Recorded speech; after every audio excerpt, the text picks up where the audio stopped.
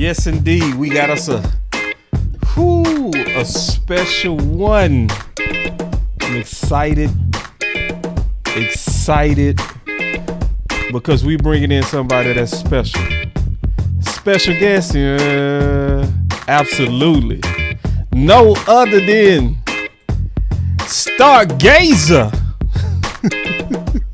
What's up, guys? What's up? I got a question because the show has started. The Dallas Cowboy fans protesting? Are the Dallas Cowboy fans Ooh-wee. It's nobody better than you. I can't wait to have this show. Am I lying? Am I lying or am I telling the truth? I think I'm telling the truth. Yeah. So, first, what's on your mind, man? Since we got this protest up, but we go freestyle this whole show. Yep. What's on your mind with the start of training camp? Let's just out the gate. Well, I feel like if you focus on the players, super excited. I think just looking at, the reports that are coming out from training camp. You got some guys like, what's his name? Billy Johnson has been going off. Yeah. You got, who else? Hearing reports that Tyler Guyton is stonewalling Michael Parsons. So definitely reports like that get you excited. And just seeing how, you got our 4th round pick, Kalen Carson, getting picks. You know what I'm saying? Yeah. So defense has been going off, it seems like, these past couple of days, which is exciting because coming into this year, the 3 and 4 their network said we'll be lucky to win 8 games. We'll be lucky to win that. So, and a big part of that is because of our defense, new regime, all this and that. But from what we've been hearing, it feels like the team is buying in, but we won't know until, of course, pads come on and September comes and we see. You know what I'm saying? But yeah, that's good. Now, when you talk about the ownership, and with Jerry and Steven, what they do? Jerry and Steven. It really is these contracts that is frustrating the fans. Clearly, our number 1 wide receiver is not here, which we know he's been putting in work with Dak, and he's a professional. And Aaron Donald missed 4 training camps and got Defensive Player of the Year. I hear all of that, but we still want our number 1 wide receiver here, and he's not here because of these contracts. So that's an issue. Then you also talk about Dak, our birthday boy. It's his birthday today. And Happy birthday, Dak. Happy birthday, Dak. And my fingers were crossed that we would sign him today. I was like, come on, let's just sign him for his birthday so we can move past this. And so far, no signing yet. So these are the things that are extremely frustrating on the owner side. And I will say, as far as Steven, he's been talking a lot about these contracts, and I don't know if it's good or bad. All I know is that I like the information, but is this typical negotiating through the media? Is this what's best? I don't know. But at least I'd like to know that talks are happening, and we're not just, like they were doing at the beginning of the offseason, just not talking to agents and stuff. At least we know there's traction moving. You know what I'm saying? So yeah, that's a positive. Yeah, I think it's moving. Yeah. Matter of fact, I think it's getting ready to be closed. Both CD Lamb and Dak Prescott. You think it's gonna be closed? How soon you talking? Like in a couple weeks? I think CD Lamb is any day now. Yeah, I think they've been having some real back and forths. Right now, they saying the back and forth is the guarantee. So that's what's holding up right now is the guarantee. Yeah. So when you talking about the guarantee, in my opinion, Star, the deal is about done. Because the guarantee, in my opinion, is about the terms of the exit. You already know you want him. You just don't know how you want it to end. Because the guarantee is about how much money are you guarantee if we was to fail. Right? So that means you agreeing to me on the APY. That means you probably agreeing on the total contract. Yep. That signals the last step to me. What's your thoughts on that? I agree with that. And David Moore put out an article disclosing that it's not the APY that's the issue, it's that guaranteed money. Yep. So, spot on, you know what I'm saying? I feel like if it's the first question, put something out, then that means it's right. So, David Moore put that out, so I believe him. You know, he didn't have much, though.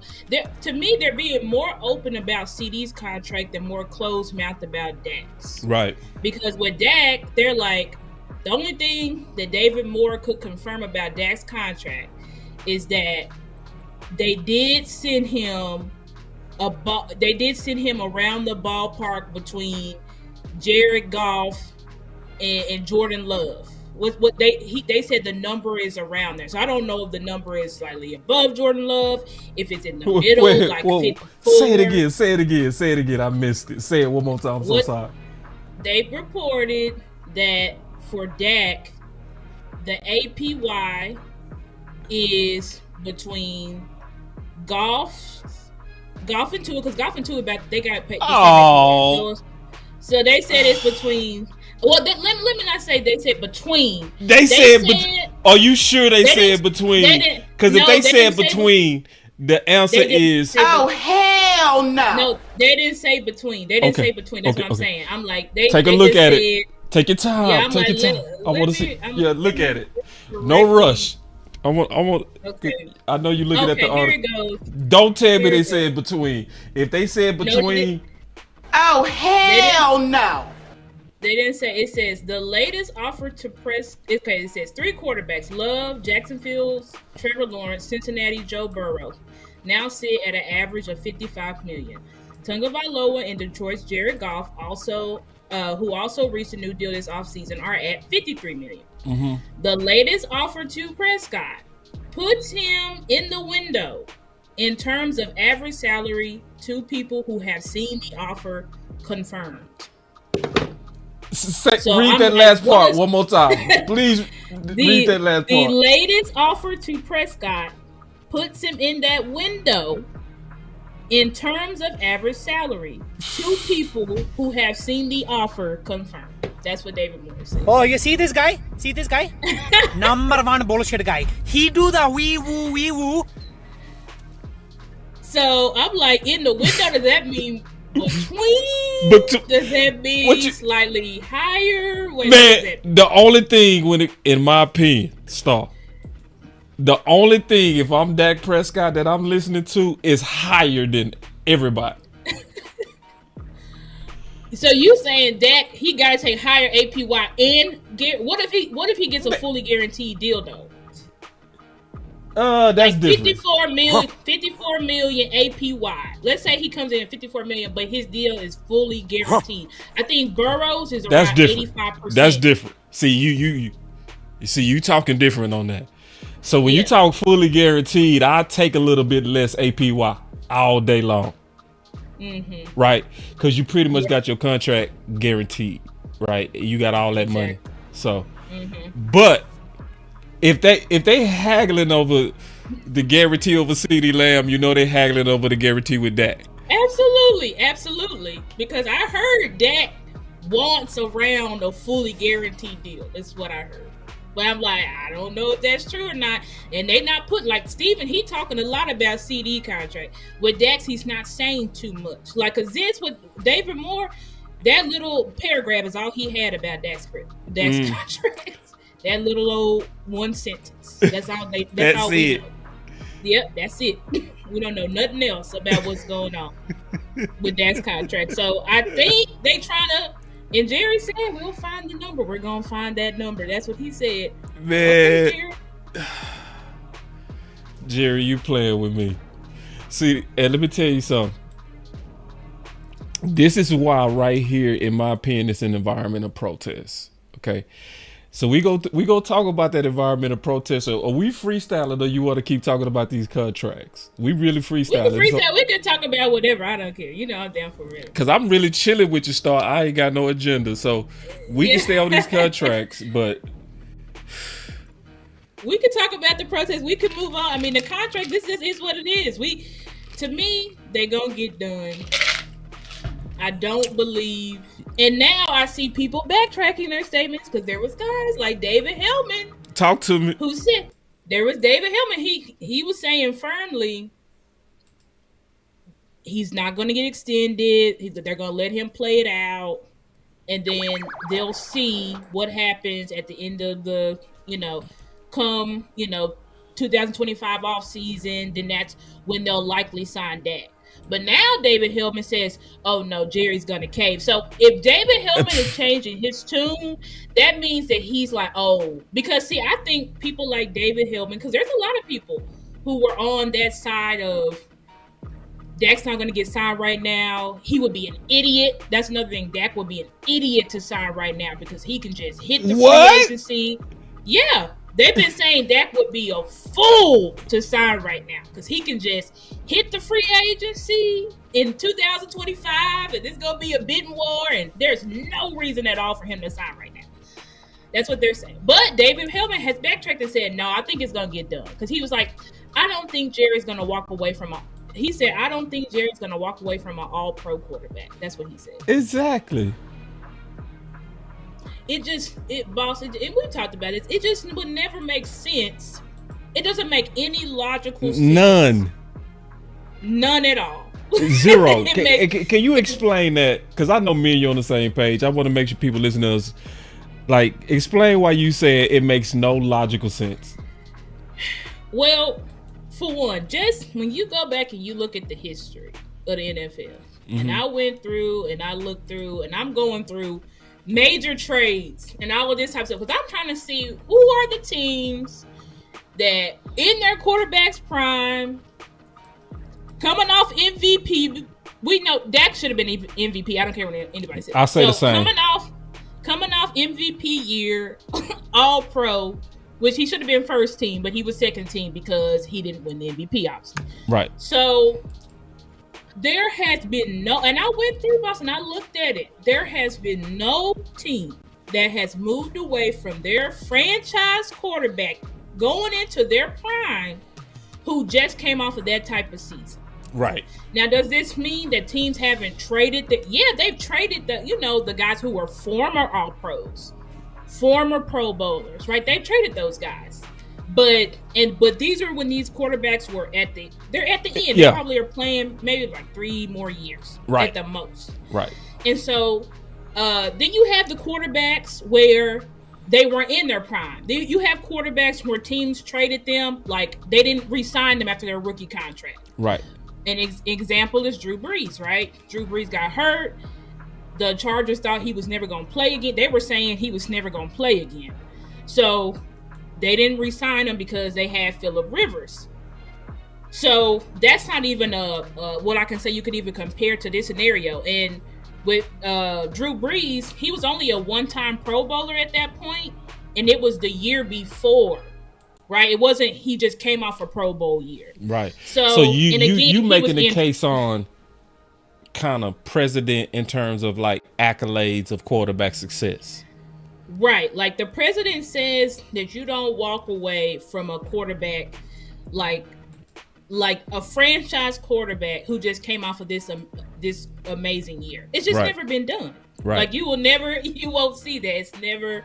It's never been done. And then on top of that, you have Dak's contract.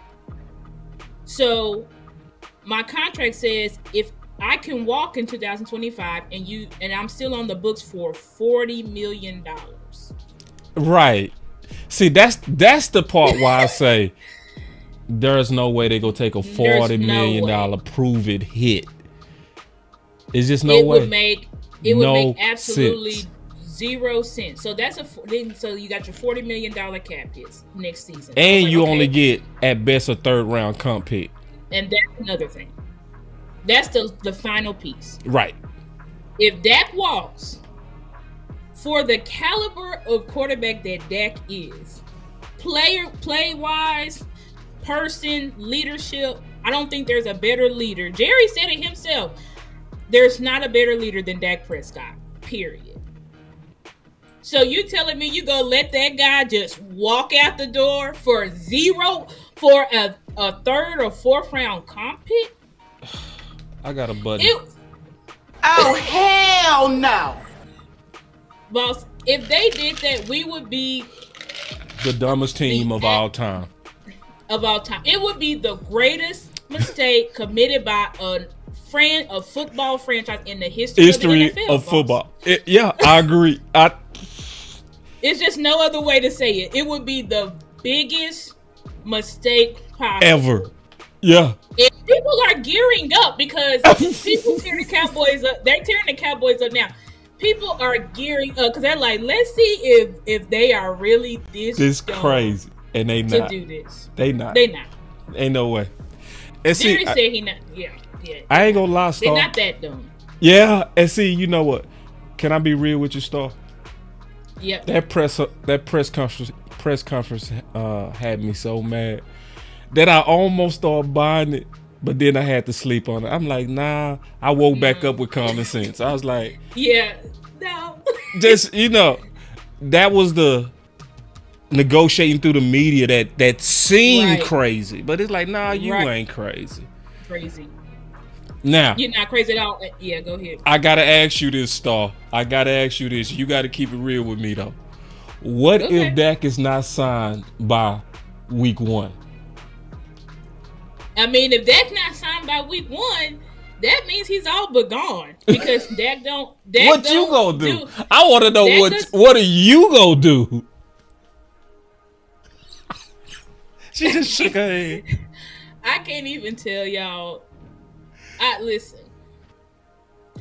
I don't know. I can't even really think about if y'all go ahead and pull this.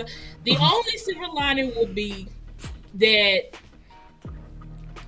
actually there's no silver lining because the issue is this. Dak, if you make Dak play out his contract, ain't no way. What is going and say that the season don't end well. Now, if it is on a high, then maybe you have a chance to say, okay, Dak, like if you can just like that, here's all the money in the world right before the NFC Championship. You know what I'm saying? If it ends on a high, but if this ends the first round exit or divisional, what is going to keep Dak from saying, I'm gonna just go see what somebody else got? You know, at this point, what's keeping me here? Let's just be honest. Yes, I love this team, but maybe it really is time for me to just move on. That's going to start being considering all the, God, are you trying to tell me maybe this is not my team? God, maybe I think it is. Lord. I'm serious. You start having questions. Period. Lord. If this ends on a bad note, Dak might be like, my daughter's still young. She just a baby. I got my girl, my brother I got my family behind me. Like, let's just at least let these teams court me and see what they got. And you think Jerry and Steven is going to outbid any of these teams that need a quarterback for Dak Prescott? They're not. Dak will have so many guaranteed contracts at his feet. Jerry and Steven will not do it. I don't believe it. They would have to outbid, and they don't get into bidding wars. So that's what I'm saying. If Dak is not signed, he's pretty much all but gone. Unless we somehow get to an NFC Championship or a Super Bowl. And Jerry and them would have to give Dak a deal. He don't even do deals in the season, so Jerry and Steven would have to give Dak a deal that he absolutely cannot refuse. Yeah. That's the only hope. All right. So let's get to this because we got some topics we got to cover. People depending on us. Okay. So the first one is this protest that's going on. terrified to talk about this topic, but I don't see why, and I think it's pretty obvious. I think that day by day, what would you think we're going to talk about? I didn't know, that it just clicked in my head. Oh, okay, I think I know where he's going with this. Is this the lightest crowd that you have seen out here that we've ever covered, or in the past few years? Light in the stands, less interest. I mean, obviously, day one was it a Thursday? Yeah, it was a Thursday. That was a little light, but I mean, the PR team would tell you it's normal for a weekday. Yesterday was, I thought... What about Saturday? Let's go to Saturday. Saturday is supposed to be the madhouse. It was supposed to be the madhouse. It was, like, driving in, there was, like, the people that were talking about the traffic jam driving in. I was going to say, you didn't see the traffic No, jam. I did not, but I heard about it. We got the VIP hookup. Yes, we did. That was supposed to... Had it before dinner, which we'll get into. That was apparently very, very bad. On par. So Saturday, the tipping or the attendance? Which one are you talking about? The traffic. The traffic is very, very bad. Yesterday seemed a little bit light for a Sunday. It did seem a little bit This light. place just isn't buzzing or jumping. I mean, it's been pretty boring so far. Oh, yeah. I mean, it's look, where's the last 2 years we've come out here, who's been the star of training camp? CeeDee Lamb. CeeDee Lamb is not here.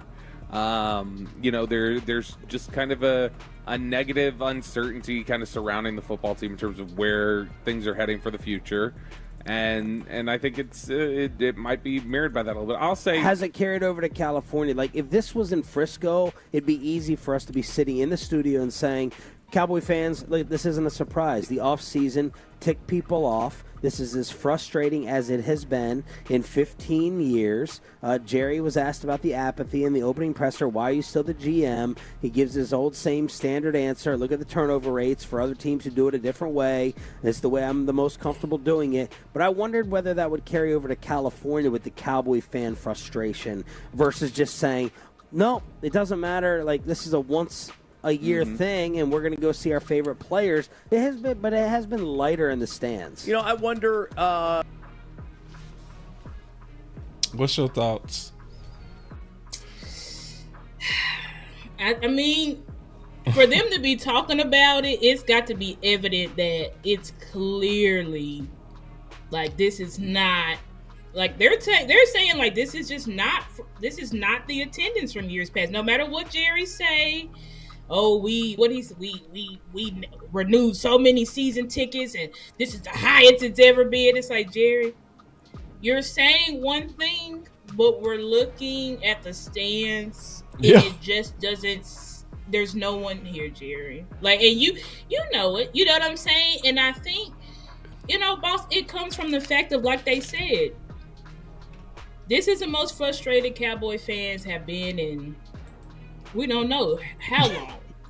15, what they say, 15 I say the years, 80s, something? since the 80s, for real. I mean, Cowboys fans are irate.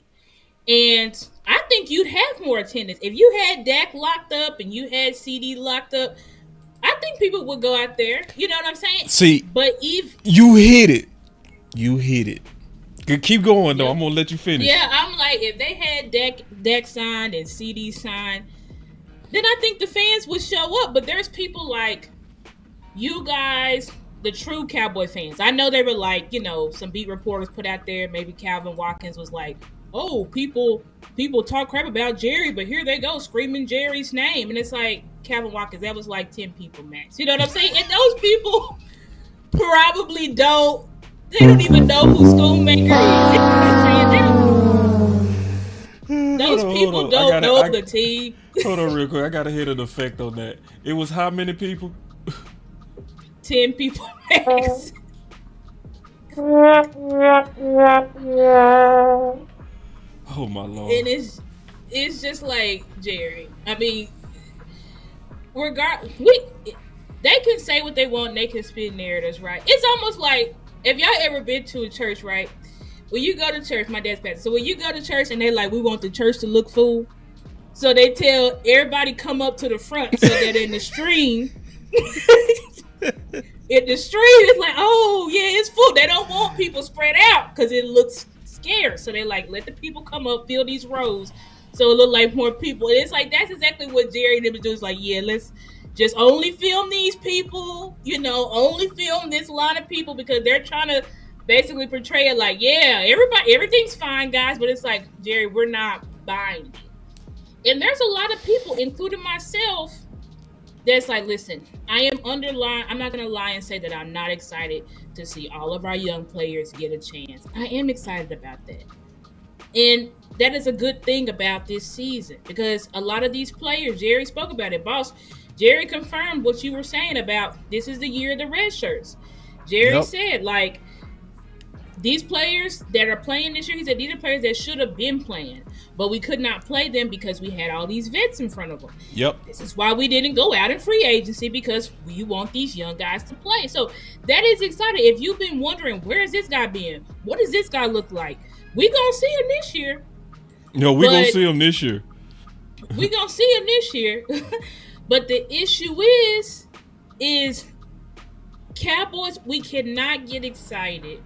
True Cowboys fans. I'm not talking about just the fair weather, just the average fans, but true Cowboys fans, we need to know, and it's not even with CD, because I think everybody's like, CD's going to get signed. It's really this whole Dak question that's really bringing a lot of people down.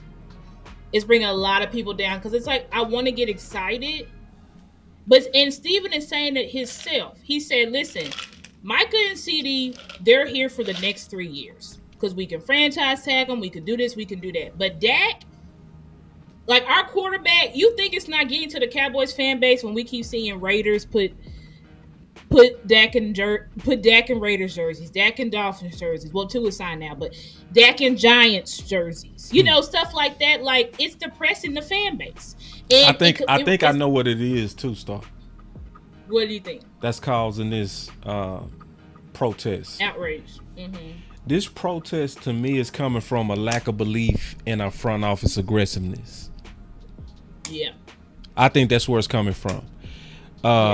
It frustrated Cowboy fans when we was 2 games away from the Super Bowl and we got rid of Amari. Cowboy fans are sick of the our guys philosophy. I don't think they can put they finger on exactly what it is, but they don't believe in the budget way of team building that they're doing. They don't believe in. They do not. That's a strong point too, boss. Like, yeah, I think it's that too as well. Like, we didn't do anything. We didn't do anything. Now we're not even signing our best players. Right. So now, like, I do agree that it's aggressive what they doing betting on these red shirts. But fans ain't going for that. Fans ain't going for where we believe in these young guys to step up. It's like, no. No, they're not. No, I'm not buying that you can get rid of Gilmore and say we're going to be better because we drafted a corner. You know what I mean? I'm not buying that y'all did absolutely nothing in free agency. I'm not buying it. That to me, that's what's going on. Yeah, I mean, and I think I agree with that. And then, so it's like things are compounding. Yeah, because it's like y'all not doing nothing. Okay, so y'all didn't do anything in free agency. That's pretty normal. But it was more frustrating because we got first round exited after everybody thought we was going to the Super Bowl. Even our critics thought we was going to the Super Bowl because they were comparing our team to the previous Super Bowl teams, and we were checking off all the boxes. But then on top of that, now we've got to go into the season with more. So not only did we not sign anybody else, but now our 3 biggest stars that our team absolutely cannot live without. Like this team. I mean, I just thought about it the other day, and there's people entertaining, we could live without Micah. Really? What? Really? That our defense can live without Micah? Really? Just really think about. Stop. Then we already know what it looked like with CD. Probably a little bit of the offensive struggles is because we don't have CD out there. You know what I'm saying? So they getting got, and some of them can't get separation. Then the heart and soul. Like I don't care what nobody say. A walking 10 plus win quarterback, the heart and soul of our team. We've seen what this team looks like without Dak Prescott. It's a very dark place. It's dark. It's a very dark, Yep. dark place. And that's the biggest question mark. Because like I said, people are like, okay, we're going to sign CD, but we're like, are we really about to walk away from our quarterback? And every day as fans, we have to continue to hear it over and over and over and over again. So it's basically for fans, it's like, what the heck do we even have to look forward to? Yep. What do we have to look forward to? Yeah. You know? And this protest is real. This is real. This is real. Oh, yeah. This is real. Let me take the super chat real quick. Okay. My boy Chris 214. Man, good to see you. First of all, man, let me clap it up. My boy been MIA, boy. I ain't gonna act like I ain't been thinking about you, bro. Where you been, Chris? Where you been? My boy Big Santana in the building, man. All the big OGs are back. I love it. I love to see the season is here and all the OGs are back. I love it. Hold on real quick. My boy say, "What's up, boss? Hope is well. Fans want Cowboys to take the Dallas Mavericks approach." Can you speak on that as a Dallas native? Can you speak on that, please? Yes. What we mean is going out. Let's look at Nico Harrison. Let's give class for Nico Harrison. So Nico Harrison, first year, I think, as a GM, he goes out and he gets us Kyrie Irving. Even though everybody said he was toxic, he was a cancer, good luck. Good luck with that happening. It will never work with him and Luka. As they said, it'll never work. Yeah. We get to the finals.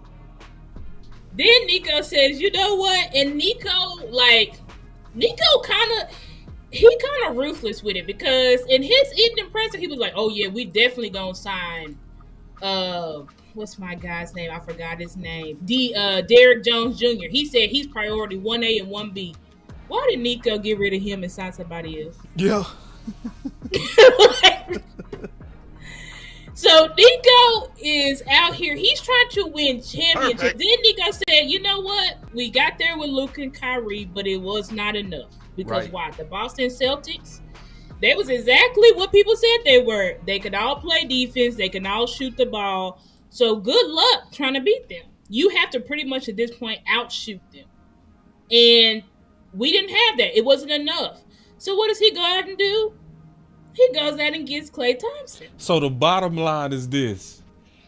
At least the Mavericks have the appearance of being aggressive for a championship when they close. Correct. They're aggressive. That's what the fans want to see. Move. Right. That's what the fans want to see. They want to see you go out there and get a not just a veteran player, but they want you to go out there and get somebody with championship pedigree.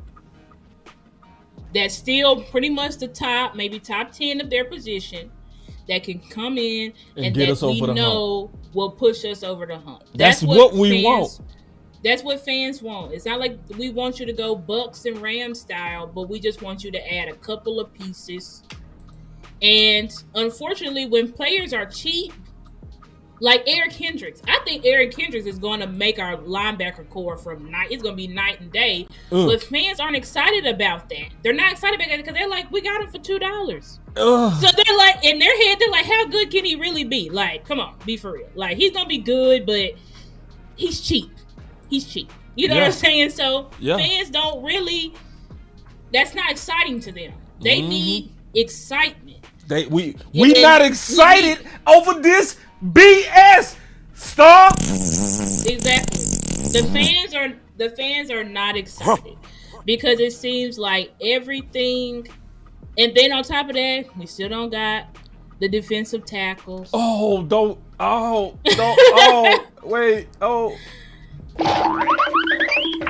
I'm out of here. Yeah. We still don't have a defensive tackle. Well, we have them, but I mean, and the reports are good on Mozzie. From everybody, it's like Mozzie has improved. Mozzie looks a lot better. But still, it's like, we're betting the house on Mozzie and a 7th round draft pick and an undrafted free agent. No one's gonna feel comfortable about that. And shout out to Brandon Tuck, because Big and I did a show with him last week, and he's telling us, like, listen, relying on a 7th rounder and an undrafted free agent in the trenches, like, it's likely just not going to work unless that player is just a diamond in the rough. Which there can be players like that where it's like they was undrafted or they were low and then they come out and be Hall of Famers. It can happen. It can happen, but it's just the chances of that is slim to none. Like, it's very slim that that's going to happen. I know people talk about Jay Radcliffe and stuff, but go ahead. I'm sorry. I didn't mean to cut you. No, go ahead. Check this out. January 21st. The best part of the Dallas Cowboys 2023 regular season meltdown is that many fans will no longer overhype junk science and believe messages that cause the players to eat the cheese. Home field advantage junk science will mean nothing. Blowout is nothing. Playoffs only. Now, I said that January 21st, and that's been pinned to the top of my Twitter since. Mm-hmm. I said 2024 regular season Dallas Cap, not impressed. Yeah. And you know what I love about our fans? We standing on it. Like, yep. You remember, I know you watched the Matrix. Yep. You remember when I forgot, he used to make a clone of himself by touching people. What was his name? I can't remember his name. But I can't remember, but I know you're talking about Dr. Smith. What was? Oh, Smith. I think it was. Yeah, Smitty. Smith. Yes, Smith. So it was a time people used to hate Big Game James. Yeah. It was a time he's so negative. He don't really like the Cowboys. Now he loved the Cowboys. But finally, Dr. Smith or Big Game James, Agent Smith, done passed on to. Yeah, now it's millions of Big Game James. It's millions. Yeah. Mad. Like, bro, I ain't no. And Big has been on this for years. Big has been on playoffs only. Regular season, shut up. He been on that for years. Now we finally caught up. I swear to God. Yep. We finally caught up. We ain't hearing nothing. We ain't hearing home field. We ain't hearing nothing. Nope. And it's like, you can kind of tell that it's getting to the front office. This is why I feel like these contracts is gonna be wrapped up pretty soon. Me too. Because I feel like they can feel it. Yeah, they do. They feel it. Steven, how forthcoming Steven is being, and then Jerry, for him to do that, for him to do what he did, you know, Dak needs to focus on this year and saying all this crazy stuff. Yeah. And then going to the side and say, y'all know I'm just kidding, right? No, hey. Stop. Hey, you know I was just playing, right? You know I was just playing. Like, they're defending themselves so much, and then they're like, you know, Dak he's the best leader I ever seen. It's like, basically, they can feel it. And Steven, every day, we sent a contract yesterday, because he knows every single day. Steven, did you send a contract? What happened? What happened with the contract, Steven? What's it? And so it's like the front office is under attack. They are. Like the fans are, and the shout out to the old, what we call old media, because they were grilling them in that press conference. Yeah, they did. They did better than usual. They did better than usual, because I'm like, wow, y'all actually asking real questions and putting pressure on them, because the fans are unhappy. You know what I'm saying? And they know it. Steven knows it. That's why he keeps saying everything's going great. They're not hard to work with. Steven keeps saying Todd, he's not hard to work with at all. No one, Steven, CD's agent, he said they're not hard to work with. We're working everything out. Like, they're basically just trying to say it's just a matter of time. It's just a matter of time, because they're trying to console the fans, because they know the fans are pissed. Hey. Well, y'all clap it up for Star. She is cooking. Hold on, man. Y'all clap it up, because she ain't told no lies at all. You lost, son? Look like she lost. She lost her sound. Also, while she trying to get her sound back, y'all clap it up for that new mic. Ooh, that mic is fire. Look at that mic she got. Hold on, let's highlight that microphone. Hold on real quick. So I ain't no hater. When somebody working with something fly, I'ma say it. Look at that microphone. Man, let's get the stars. Ooh, okay, I can hear now. That's why I couldn't hear. Ooh, look at that mic. I was just over here just complimenting that mic. God damn, girl, do your thing on these days. Ooh, wee. Boss is crazy.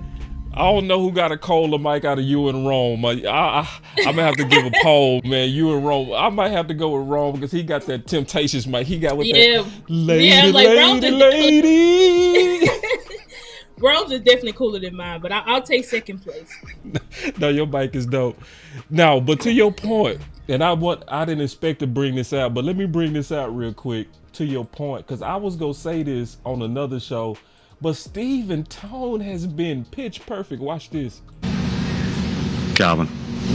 I'll add to that, if you don't mind, Tad. Yeah. I think at the end of the day, if we had these three guys done, there'd be somebody else. I can assure you. They kind of wait in line and seeing when it's their turn. Obviously, we had everything buttoned up last year, and Zach, who's had an unbelievable career, all-pro career, one of the best players to ever put on the helmet here, decided, hey, I've been under a long-term contract and I'm underpaid, and I want to be paid. It's going on San Francisco. You just look around the league. As Jerry said, it goes on everywhere. We have a very unique situation. We have a quarterback who played at the top of his game last year, second in MVP voting, who can leave. And then we got two players who can't leave here for 3 years. Theoretically, if we didn't sign either one of them, I guess we couldn't franchise one 3 years from now. But we could sign one of them, and both of them, rightfully so, believe they should be the highest paid non-quarterback in the league. Man, have you ever heard Steven talk so nice? And totally respect that. So totally respect that. See, to your point. Difficult situations that we're trying to work through with them. They want to win. They want to put a ring on their finger, and they understand the difficult situation we have with a high-priced quarterback going into his second high-priced contract. He was the highest paid when we paid him 3 years ago, and then we got two other guys that we're trying to work through. It just takes time, and we're having great conversations with the That's what you was talking about. representatives in terms of CD and Dak, and obviously Micah's a year removed from where CD is today. CD, in his career and where he is contractually. So I think he wants to go out and show that he is the best non-quarterback in the league, and I hope he does it. But just so nice. Hold on real quick. I got another one that's even better, where I really could tell that he was concentrating on his tone and making sure that he coming across right to the fans. Watch this one. We're going to talk about this. Quick question for Stephen and Jerry. When you talk to your season ticket holders, they've expressed frustration with the lack of success, or are they all in like you guys? We had our highest rate of renewal that we've ever had on season tickets. And the fastest it's ever happened in the league, in the NFL. Watch how fast Steven pivot off of that. Watch Steven though. He on it. Watch. Excuse me, Steve. Now there's no one more frustrated than we are. Man, whoa! That pivot was quick. Watch this. At the end of the day, this is all about, as Jerry said, that last game. It's our. You see how he pivoted real quick off of the season ticket records. Yep. See, Jerry wanted to. Steven that's the wrong tone. These dudes are mad right now. They ain't trying to hear nothing about. Steven got off of that quick. Listen. Postseason success, and no one's more frustrated than we are, and they wouldn't be great fans if they weren't frustrated with the success we've had in the postseason. So it's duly respected in terms of what their frustration is. The good news is, I think Todd said, you don't want them not to care, and they do care. And they spoke. They want to come watch these games. They know we're competitive. They know we're right there. But we got to get the job done, and we hadn't gotten the job done, and we can go out and win a lot of games next year. And they're still going to be pointing to that first playoff game. Yep. And the second playoff game, hopefully, and on and on. But we all know what the issue is here. It's our success in the postseason. We haven't had it. We know that. Our fans know that. Everybody knows that. These players know it. Mike knows it. His staff knows it. That's the elephant in the room. We've got to go take the next step, and we haven't done that, and until we do it, there'll be frustration. Steven got his answers down. Now, but you know what? That's a positive, just to show that Steven is tapped in. He is. He because remember Steven's criticism of the fan base would be like Steven is not tapped in with the fan base. No, he doesn't care. That's more so Jerry's thing. But Steven, he tapped in. Sounds like he's very tapped in with the fan base. Yeah, he pivoted. If anybody could, because Jerry wanted to stay there. He wanted to stay. Look at our ticket sales. No, it's about the playoffs. Yep. He got off of that real quick. It shows me, in my opinion, some people may not believe this, but in my opinion, the fans' voices are doing something different to front office. This is the best time for us to be very organized on what we saying as a fan base. Because they listening. They're listening, clearly. They're concerned right now, Very concerned. Let's talk about a couple of things real quick. Okay. Man, this is a perfect show for you. This show fits you perfectly. Hold on real quick. Okay. I gotta play this. This might piss you off. Are you ready? This might piss y'all off too. All right, let's hear it. All right. We've already been worried about depth on this defensive line. Sitting there talking about it with defensive tackles. And that, of course, can carry over to the entire D line. And now this happens. Yeah, and I mean, it's like we talked about. Nealand is going to have to step up now and step into some of that edge rushing role. Nealand is a defensive end by trade. That is what he does. And yet, we're talking about watching him yesterday. He's getting first-team reps at defensive tackle. Talking about watching him yesterday. He's getting first-team reps at defensive tackles. And yet, we're talking about watching him yesterday. He's getting first-team reps at defensive tackles. And yet, we're talking about watching him yesterday. He's getting first-team reps at defensive tackle because they don't have enough defensive tackles. That's the kind of depth issues that they're having. Where in the world did I hear that before? Where did I hear that Nealand was having his reps wasted because they didn't have enough DTs? Where did I hear their defensive line right now? That was a little bit of a mess. They had some guys that were Marshawn Nealand, the rookie who plays as an edge, who we think might be the starter at right end, was having to play some 3 technique.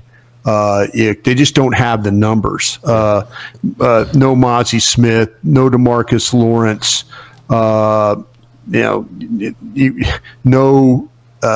Awuzie, Osadigizua, none of him.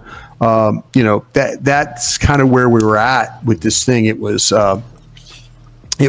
not as pretty, when you got Carl Davis in there, and you're also talking about Justin Rogers. He's getting an opportunity to play, which is a good thing. But the edges didn't look great when it came to just you're like you say, nothing against Duriel Johnson, but Tyrus Wheaton, all those guys. Tyrus Wheaton, those guys were getting reps. Yeah, that reminded me very much of a team that when you get to training camp and all of a sudden we used to have injuries where there would be 2 or 3 guys banged up at a certain position.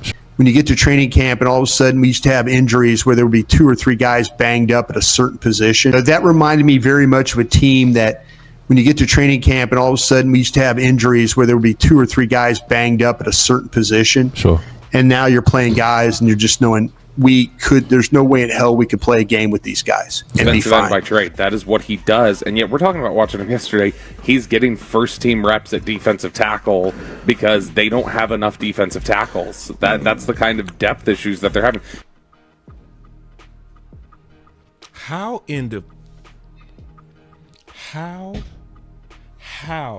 okay, because see, I'm hearing a lot of people, we need to go look at some free agent. No. Don't look at no free agent defensive ends. If your defensive tackles are still so thin that you're wasting Nealon's developmental reps by putting him in a place he would never play, where's the bigger crisis? Is at that DT position, boss, but at this point, what I'm hearing is that Zimmer is. I don't know if they're gonna go out and get another defensive tackle until now. I'm not saying they're not gonna do it, period, but I don't know if they're gonna do it before the season. I think that they really trying to make Zimmer be creative. You got 3 guys on your defensive line that can play outside and inside. Oh, hell no. And that's what I think. That's honestly what they're gonna do. I think with Viliami Junior Fehoko, Chauncey Golston, Marshawn Nealon, I think they're gonna be rotating them, having them play the 3-tech, trying to push them inside to see if they can help stop the run. Because and they're gonna bank on Mozzie, and they're gonna bank on Justin Rogers and Carl Davis. And if it's just so bad, then before the trade deadline, they will go and get somebody. That's crazy. It is crazy, but that's what I honestly because so hold on real quick. They're not even trying out defensive tackles. They're not even trying them out. Let me just try to put this together. Even in minicamp and in the OTAs, before we lost Sam Williams, before we even lost Sam Williams, it wasn't enough DTs. Then you lose Sam Williams. What is Nealon going to do now? If it's not enough DTs to where you're wasting his developmental reps, how much more is he going to be wasted now that you got a pivotal injured player and they still are not going to go add to defensive tackle? Who has more depth? Defensive end right now or defensive tackle? Not do we like the depth? Who has more depth? The ends clearly. The have ends. More Yep. The this ends is have crazy. More depth. We only have. I counted. I was like, we only have 5 defensive tackles. You got Mozzie, Carl Davis, Justin Rogers, Denzel Daxon. Also 4, because who else? Is there another? Oh, Osa. Yeah, so there's 5. That's all we got. And how many true one techs do we have? True one techs? True. Probably none. Yeah, I can make the argument that we might not even have one. Now we gonna try to force Mozzie to be one, but can we depend on that? No. I would say Justin Rogers is a true one tech, but the rest of them, they're not. I would say they can play 3 tech and 1 tech. I don't see them as a true 1 tech. Justin Rogers is though, but everybody else. Oh, maybe Carl Davis. Yeah. But everybody else, I don't know. And with Mozzie, it's like everything is really banking on him. Everything. So, and Mozzie said he looks big to me in pictures. He's gotten his weight up. He's about 3. He said he wants to be 310, between 310 and 315. Apparently, he's 310 right now. So, I don't know. This feel like Gallup. This feel like Gallup. You remember? You see. I know why you started laughing. I know what you mean. Yeah, this feel like Gallup, where Gallup was limping around, and they was, he's gonna be ready. You guys calm down. Calm down. He's gonna be ready. We never needed Amari. Look, we have Gallup. This is Gallup. This is Gallup part 2. And only listen, pushback I have in that, boss. and I'm Go cool ahead, with pushback. Let me say this real quick before you punch him on the nose. Real quick. Okay. This should be a case study on how to waste talented defensive linemen. This should be a case study. If you want to know how do you ruin quality prospects, just watch what the Cowboys are doing with Mazi and Nealon. I'm not going to be that guy that's going to be over here. Oh, it's going to all work out. It's going to all be fine. It's going to be... No. Use your common sense. Where should Nealon be getting all his reps right now, getting ready for the season? He should be an edge. He should be at the edge. So, but what we do know from paying attention to Vosh show with Brian Broaddus and then paying attention to what we just heard, that Nealon has still yet been out of position because they still don't have enough. This is a case study on how to ruin good players. You can whoop me now. I got my chin wide open. You can punch me. Go for it. I would say this. The only difference between Mazi and Gallup started off on, I think he started off on the pup like Trey is right now. Mazi has been ready to go since the first day of training camp. And according to the reports, Mazi looks a lot better. He looks a lot quicker off the line. He looks like he's more confident. He looks like hell no! He's getting direct coaching from Greg Ellis. Oh, you see this guy? Number one bullshit guy. He do the wee woo. I'm gonna tell you why I hit that button. Anybody that's writing that Mazi looks good without the pads, You can't handle the truth. I can't grade a one tech without the pads. That's true. Now I can grade receiver, cornerback, tight end, covering. Yeah, I can grade that because they still moving fast, and their game is agility, speed, stops and starts. The trenches, he looks better. Okay, I got something for you. Oh, you see this guy? Not you start. Number one bullshit guy. He do the wee woo. I ain't interested in nobody that's trying to tell me what Mazi look like before these pads come on tomorrow. Yep. And I agree with that. And to be fair, you got guys like Patrick Nosey, who I respect highly, and he's just been talking about Mazi's get off because that was Mazi's biggest thing was last year that many people were like, his get off is terrible. And that's true. Patrick Nosey is showing that his get off is better and it is quicker. And he's firing off the ball better. So that's about the most of the evaluation. Now, I don't think anybody is saying like, I think people are pressing in and saying he's got to get the pass on. That's for Tyler Guyton too. You know, they hyping up Tyler Guyton, but they're like, hey, but no pads have come on. So. Right. We just saying what we see right now, but we know when these pads come on and these defensive linemen can go full force at these offensive linemen, it could be Tyler Guyton could be on the ground. We don't know. You know what I'm saying? Right. But what we looking at now, it's looking not bad. Yeah. So we gonna get the true test because like you said, they put these pads on tomorrow. Yeah. That's what I want to see. Yeah, come exactly. They're gonna put those pads on tomorrow, and that's how we're really gonna get the real evaluation of the defensive line and the offensive line. And I really want to talk to people to see what are these packages because, boss, they just haven't been looking for DTs, and I can't for the life of me understand why. Like, why aren't y'all looking for DTs? Y'all looking at defensive ends. You brought in more wide receivers. I'm like, what the hell do we need more wide receivers for? They bringing in more wide receivers, more cornerbacks. But you go waste Nealon. But you're not looking at DTs at all. It's like things like that. And you wasted Nealon. You need D2 so bad that you got to put Nealon in empty practices. They want to, and the issue with us, boss, is we're not.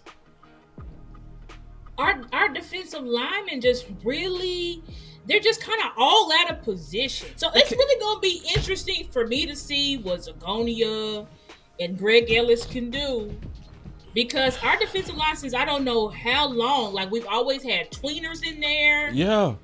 We just have everybody. He can play inside. It's like, when are we going to get the true people? Like all of our division rivals, they have true defensive tackles.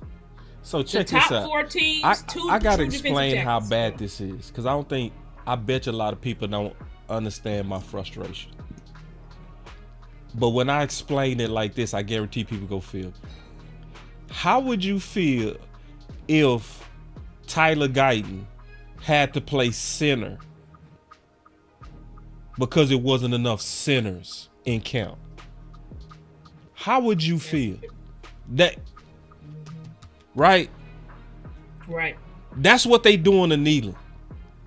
Mm-hmm. And they've been doing it since minicamp. Yep.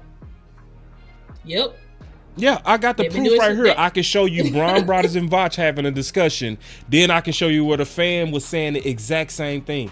Like, think about that. That's how bad we need defensive tackle, and they still ain't got it done. And it's like, since as long as we can remember, it's like, why don't we just don't value the defensive tackle position? That's true. I don't know what it's about. I think it came from Rod. Maybe it is from Rob, because it was just more of a get up field type of scheme. You need kind of twinners that can just shoot up field, and you don't have those guys to actually occupy blocks like you need. And Zimmer, his traditional defense has been, he wants those big guys in the middle, but it's seeming to me like they're telling Zimmer, I don't know. To me, and nobody has the answers. Like, why aren't we looking at more defense? Are y'all really that confident? And trust me, I like Justin Rogers. I watch film on him. I like Denzel Jackson. But these are young guys. You can't expect to throw them in the trenches versus 300-pound veteran offensive linemen and expect them to just dominate all season. That's not going to happen. Oh, hell no. They're going to have flashes, I'm sure. If they're any good, they'll have some flashes. But they're going to run out of gas. Exactly. They're going to hit a wall. Just like Osa. Yep, just like Osa. They're going to hit that wall. Yeah. And so that's what everybody's concerned about, because it's like, as Clarence Hill, remember he asked Zimmer, he said, is scheme enough? I don't know. He said, I don't know. But it's just seeming like maybe they're not. They're clearly, they have a different view of DT than us. That's all I can say. That's all I can say. As I said, they're not even trying them out. They're not even trying to find any defensive tackles. They're like, we good. We got it. All right. I don't know. Ladies and gentlemen, I've been trying. I have been looking, and I've been searching desperately for some legit Trey Lance Hope and highlights.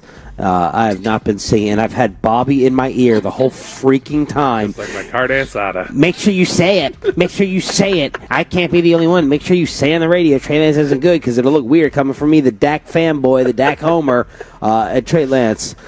Someone's got to tell him these are not alley-oops. He's trying to set the Mavericks record for alley-oops out. God, dog. And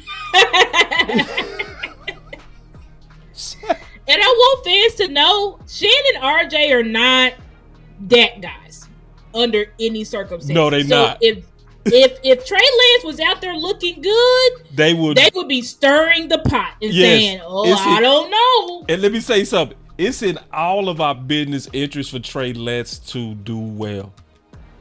See, all our numbers would spike if Trey Lance was balling.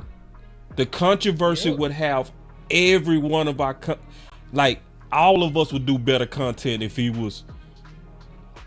Mm-hmm. So for to your point, you raising the hell of fire for Sean and RJ to be turned Trey a new booty. It's bad, y'all. It's bad. Here with as high as this dude has been throwing. Holy mackerel. He overthrows a lot, man, like everything. He was even the stationary the target yesterday, overthrowing that. Dak was underthrowing it. Cooper Rush was left and right, and CeeDee Lamb was overthrowing it. Trey Lance was overthrowing it. The only thing I could say good about Trey Lance yesterday is that he got the team down to the 1 yard line. Right before the practice ended. You should have seen Calvin Watkins' face on Saturday when Sean and I were talking to him, and we were talking about Trey Lance. And I said, Choppy says it's the crown of the field. And Calvin Watkins bent over, doubled over, laughing at the idea of that. But here's the most troubling part of the Trey Lance thing. It's not just that Trey Lance doesn't look sharp. Trey Lance's arm talent does not look like what it was sold to everybody to be. There's nothing impressive about the way the ball leaves his hand. I'm trying to figure out how NFL teams could have been looking at him, just even traits-wise, and saying, that's the number 2 pick in the draft. Because he's not. They didn't see him play. Because he's not running around. Exactly. Yeah, they didn't see him play. He ain't running around here like Mike Vick. I'm not seeing Dan Marino release. I'm not seeing Jeff George arm talent cutting through the air. I'm not seeing deadly accuracy. Like right now, of course, now he'll go out in the preseason and dominate. Make us all really look stupid. But you're not going to find one person out here who's been impressed with Trey Lance so far. He overthrew 3 passes in the flat yesterday. Like the drills of fake the do the play action and then toss to the... That ain't funny. This is yesterday. Like the drills of fake the... This all really looks stupid. But you're not going to find one person out here who's been impressed with Trey Lance so far. He overthrew 3 passes in the flat yesterday. Like the drills of fake the do the play action and then toss to the running back in the flat. He overthrew 3 of those. Yeah, I could see like they would look at him and when he throws, like, okay, that's a good arm. Like, I bet you somebody had a gun on him, like a radar gun, and was like, oh, okay. I mean, he's got some zip on it. But let me pause real quick because I want to show something. So this is something that I wrote when I was watching Trey Lance throw.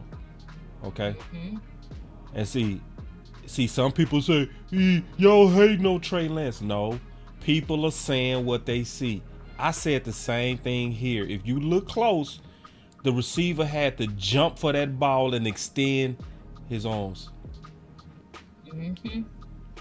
And this is what I said, just being honest. I said I said exactly what RJ said. Throwing motion looks good. So like that's what RJ was just saying. Mechanics looks good. Like feet look good, right? I said the receiver has to jump and extend arms. Recipe for receiver debt. I said it should have been he. He throws 2 seconds after the coach says now. Bad anticipation on just one route. So when they started and they saying he out there throwing alley-oops, and I'm like, and I was saying the same thing on this stuff. I'm like, it's no pressure. It's nobody in front of you.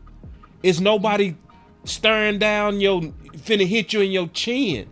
It's no pressure. It's a wide open field. That receiver should not have to jump and extend.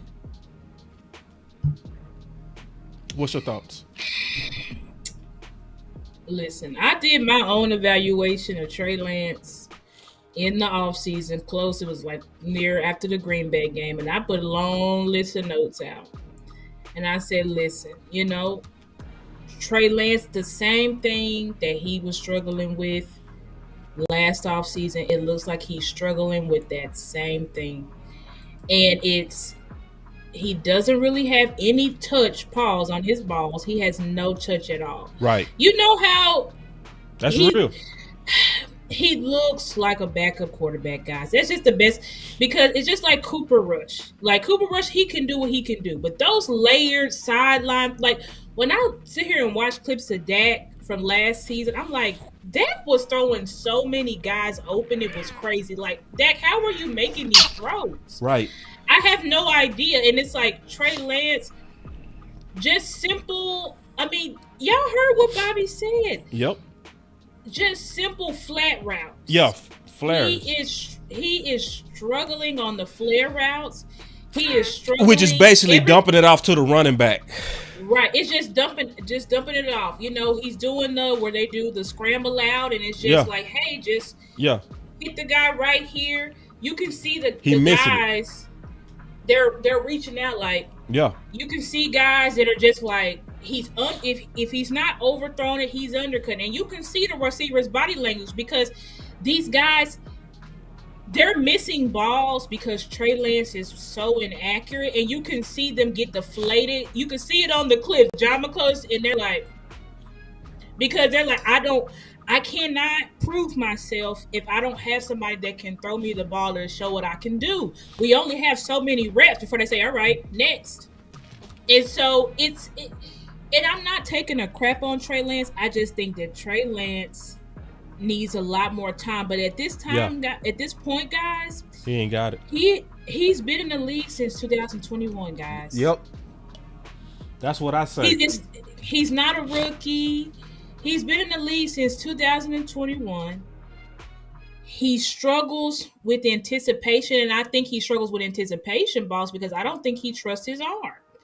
And when you see how he's throwing it, it makes sense why he doesn't trust his arm. And it's just, to me, my evaluation of Trey Lance is that I think he can maybe one day work himself up to be like a Geno Smith, which means I think one day he could probably, because he is still young, I think one day he could probably work himself up to be a good bridge quarterback like the Geno Smiths, the Ryan Tannehills. But I don't see with him, and I don't see why any team would say, we want you to be the franchise, when there's just every year there's a draft, guys. So it's like, why would I choose you when I can go get a 21-year-old that I can develop from scratch? It's just, I just don't know what to do with Trey Lance. And it would behoove us for him to be better, because everybody says you know what you have in Cooper Rush, but you're just not seeing anything special. You know, they say he's super athletic, but on film, I don't see this super athletic guy. I see a guy that can run, but I don't see a guy that's like, oh, wow, like his athletic ability is not even on par with Jalen Hurts' athletic ability. So, and then if you can't throw that well, like, what do you have? Then you don't have the anticipation. I just don't. This is probably likely why the 49ers said we can't do it. And he's still holding that ball way too long. It's like those things that he's doing, it's like in real game time, that's a sack. That's a sack, or it's likely an interception. And you know what it's going to come down to? The OC said it yesterday. He going to have to be a gamer. Yep, he's going to have to be a gamer. He's going to have to go out there and show. With the lights on. But my on. issue is, if you can't do this routine, unpressured, it's not that many people around, what gives me confidence that you're going to go out there and you're going to light it up? Because I've seen you in real life games, Trey Lance. I saw you last year in the preseason, and that's the film I evaluated. I didn't evaluate no old film. I said, let me go watch exactly what he looks like in NFL games today. And this was last off season, and he did not look good. I see y'all super chats. I'm finna take y'all super chats. We almost finished. Yeah, and so we'll just see what he does. You know, we would hope that he looks better, because if he looks, but boss, they're saying he's still 13. They still got Trey Lance working on the other field. They're like, he's not ready. I just don't know what to say. I don't know. I don't know, and I don't think anybody. He got to be a gamer at this point. He got to. Yeah. He gonna have to go out there and you got to be something totally out. Different in preseason than you are at practice. And then then everybody will shut up. But right now it's just not. It's not really looking good. It's not. And he done had it laid up for him. He was able to digest this offense slow. He's not a rookie. He been in the league way more than enough. He done went through training camps. None of this stuff is new. So at this point, it's like, nah, every one of us should expect more from what we seen. Yeah, it's just routine stuff. Just routine stuff. And it's like the clips that y'all see of Trey Lance, if he's completing the pass, it's all just super short. And a lot of it is just in the numbers. You know what I'm saying? Like, so if you're looking for any of that dynamic ability that you need your quarterback to be in those big games. It ain't it. Not right now. Just not right now. Not right now. Maybe sometime in the future, but just not right now. I got to get to one that's real important. Okay. We got it, and then we go get out of here. And once I take these super chats. Okay. Number one, and this is the only one I don't really agree with. Center. He says this is a Brock Hoffman, Cooper Beebe. I don't think this is a battle. I think Brock Hoffman's got that job. Now, I do think left tackle is a battle. I think people are assuming that's going to be Guyton's job. I don't think you can. I think, Adogo was out there with the first team yesterday. He's been out there all summer.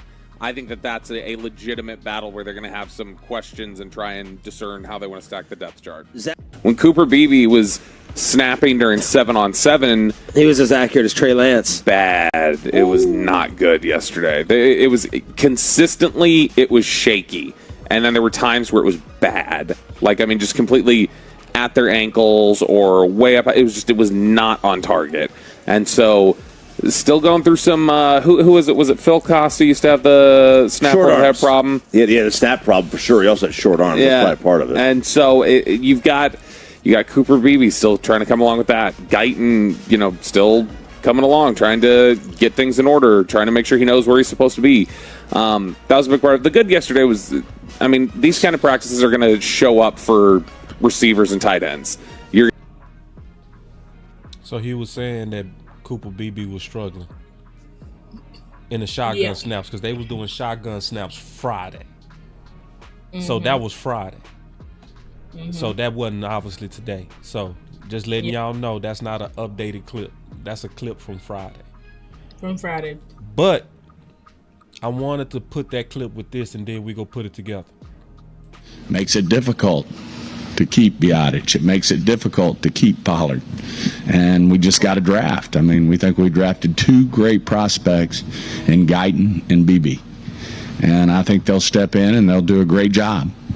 Our history says that we've drafted well, and I think they'll both step up. You hate to lose a Pollard, you hate to lose a Biotic, but that's the nature of this business. So let's put those together. So now we know that Tyler Guyton is getting reps with the ones. They saying he's been looking pretty good, even though it's not the pads. Yeah. But at least he getting the reps with the ones. But we heard as of Friday that BB was consistently struggling with snapping the ball out of shotgun. But then you also have the top sponsor being Stephen Jones, who clearly said, I expect BB and Tyler to step in and contribute. Out of that whole draft class, he mentioned only two. He skipped Nealon. Talk to me. Yep. Well, y'all know how I feel about Cooper Beebe. Y'all know Cooper Beebe. I know this is. I've been on Cooper Beebe for 2 years. Easily. 2 years.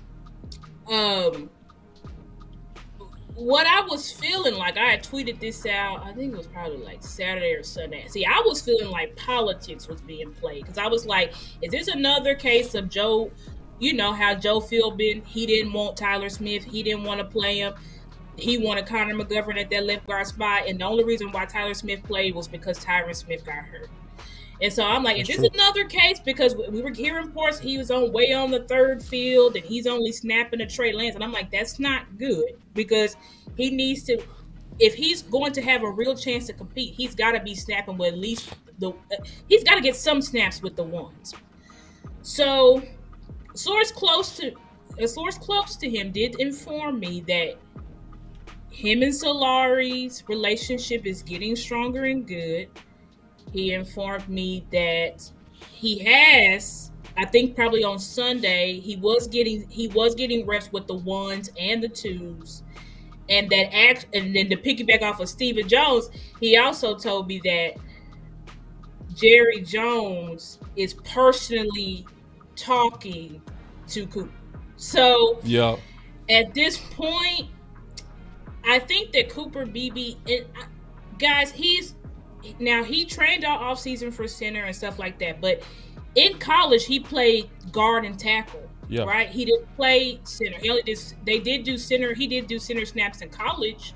I mean, in practice in college, but he didn't do it like in the game. So I think it's just something to get used to. He is going up against Hoffman, who's only been a center, his whole college career as well as NFL career. And on top of that, Hoffman is a vet, so he knows the playbook and he knows things more. But I think when you're going off of pure talent, Cooper Beebe should be the guy who's starting for you. That's what I think. Now, I'm not saying Brock Hoffman is not a dog. I know he's a dog. That's what everybody says. He's a dog. He's a fighter. And we know that Brock Hoffman's been putting in that work. But when we're talking, you just, at a certain point, you got to look at this. Like, Guyton theoretically could be a little bit lower than Chuma Edoga right now. Theoretically. But are you going to waste Guyton's development so that you can have Chuma Edoga in there? Only if you feel like Guyton is going to get Dak killed. And so that's how I feel with that's the same way I feel with Cooper Beebe. Brock Hoffman's going to be better than him right now. Just off of the fundamentals, all of that type of stuff, he's going to be better than him right now. But overall, who are we thinking is going to have a better career and higher trajectory? It's Cooper Beebe.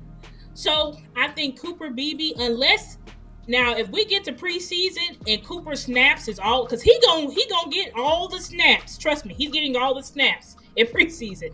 If we see Cooper Beebe snapping the ball all over the place, then we're gonna have to have some conversations and say maybe that's just not his position, and we're just gonna have to redshirt him and see you later, Zach Martin, next year, because you're not gonna be taking up a spot for Cooper Beebe, but we may just have to redshirt him. Or just have him be our swing guard. It is what it is. But I think that I think Cooper just needs more and more opportunity. And I'm not too turned off by him saying he had bad snaps because, again, this is something that's new to him. He's still developing. And it's practice. We also heard... Okay, go ahead. Nah, I love everything you said. Not like love. I think it was balanced and fair. With no favoritism. We both know his dad. We done interviewed his dad. We could sit up here and suck up to BB. But the right thing to do is to let him develop. And you're right. And you're very balanced that everybody needs to slow down a little bit. He is center is new to him. Yep, it's new. Yeah. So I know it's a lot of people like, throw him out there. No. You stay over there with the 2s and 3s until you get that snapping down. Okay? Yep. We need you to execute that right every time. Every time. And if you can't do that, Hoffman is going to be the starter. Yeah, and it just is what it is. And it's like, and red shirt and be ready to play that guard. Because they are cross-training him to play guard as well. Right. His dad He's being said cross-trained. Yeah. Exactly. So I think, BB, if he doesn't get the starting center job, they will have him be our swing guard. So if any of the guards go down, he's just going to jump right in. I do believe that. But for anybody worried about politics, Steven just told everybody, I expect Tyler and BB to step up. Right. I don't think it's going to be no politics from hearing from the source, and then also hearing Jerry and Steven clearly love these young men. So they the only way they're not going to be on the field is if you're god awful and you're a liability. Right. That's the only way. Guyton and be right. So if Guyton they got to mess it up. They got to mess up. Right. Y'all are liabilities. Yep. That's the only way they're not going to be on the field. Yeah. Steven skip kneeling. He's let me play this one more time before I take the super chat. Just one more. Makes it difficult to keep Biotic. It makes it difficult to keep Pollard. And we just got a draft. I mean, we think we drafted 2 great prospects in Guyton and BB. Dang, wait, what happened to the other guys? Guyton and BB. We drafted 2 great prospects. He called them boys 2 great prospects. Great prospects. Man, listen, when the boss say, that I ain't worried about this at all. It's gonna work out. And Guyton and BB. And I think they'll step in and they'll do a great job. Our history says that we've drafted well. Shit, I ain't worried about that. I ain't worried about that. It'll be fine. Yeah. There it is.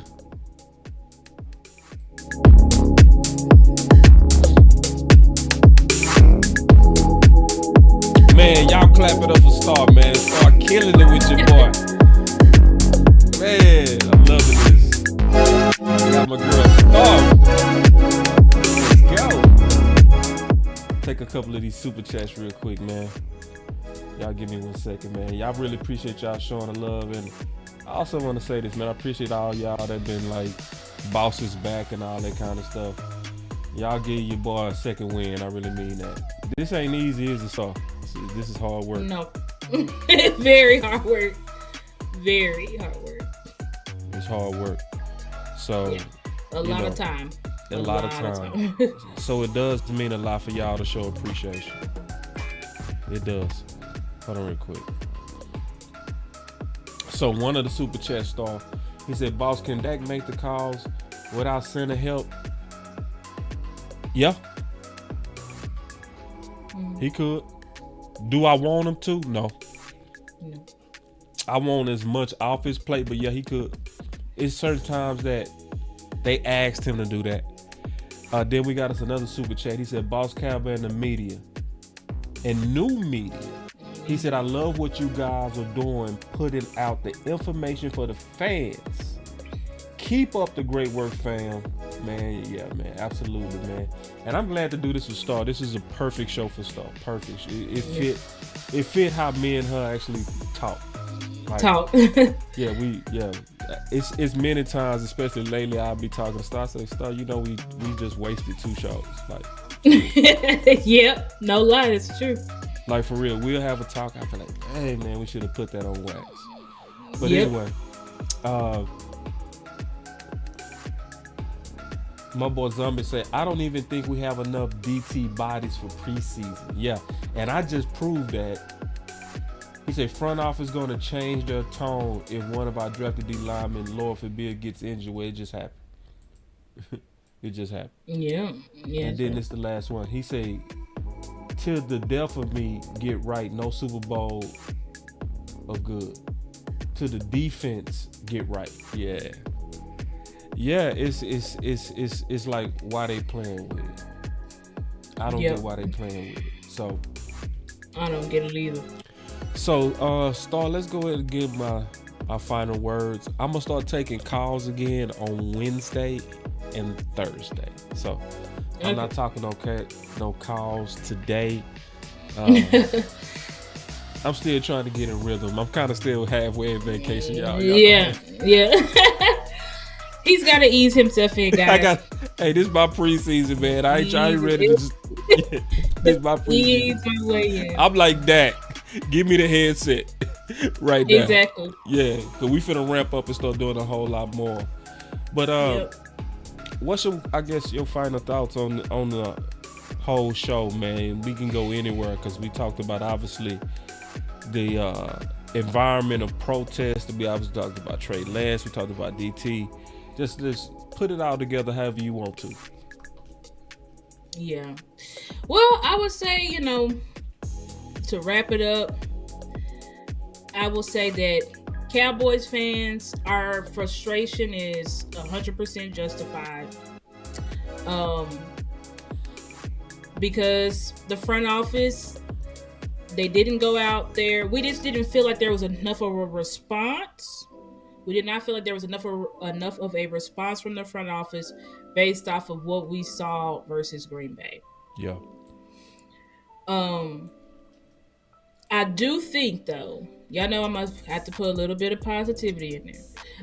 I do think that there is something to look. Now, this is totally based off of, I think CD and Dak will be signed, right? CD and Dak, I think they're going to get signed.